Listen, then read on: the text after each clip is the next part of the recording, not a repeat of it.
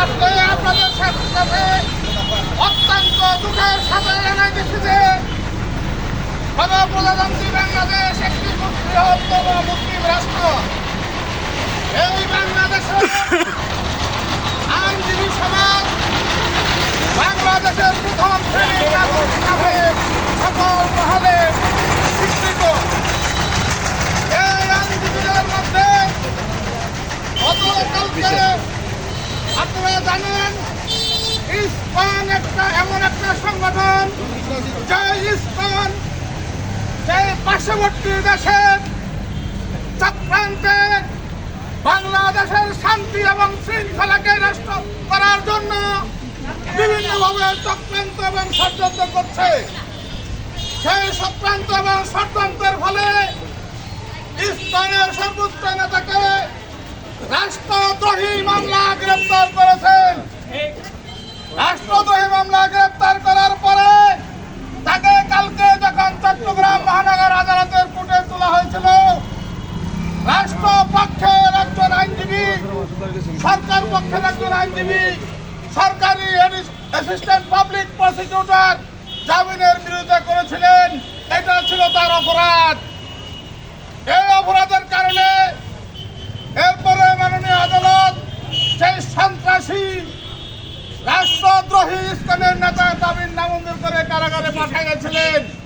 তাকে কেন কারাগারে পাঠানো হলো?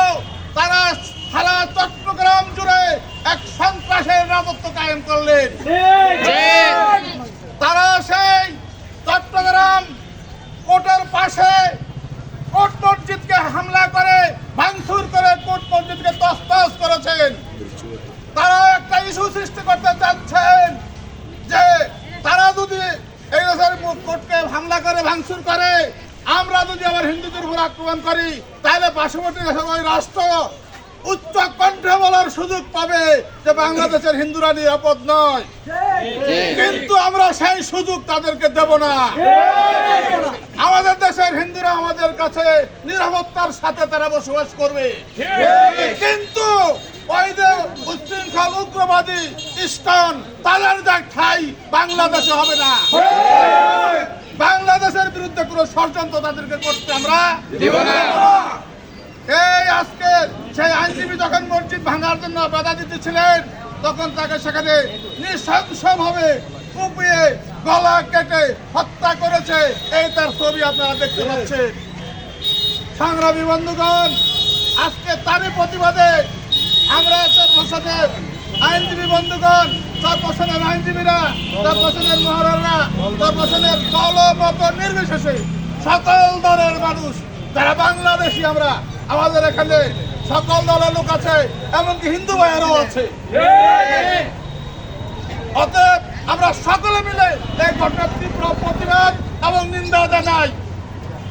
আমরা এই ঘটনার অনতিবিলম্বে ইসকনের এই ঘটনার সাথে যারা যারা জড়িত তাদেরকে অনতিবিলম্বে ধৃত করে দ্রুততম ট্রাইব্যুনালে তার বিচার করে শাস্তির আওতায় আনার আমরা আহ্বান জানাচ্ছি।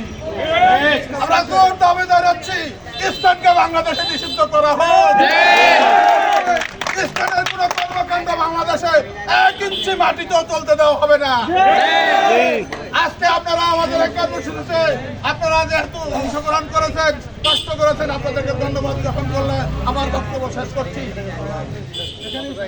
এবং আমাদের পথসভা কর্মসূচি এখানে শেষ ঘোষণা করা হইল। আপনাদের সবাইকে ধন্যবাদ।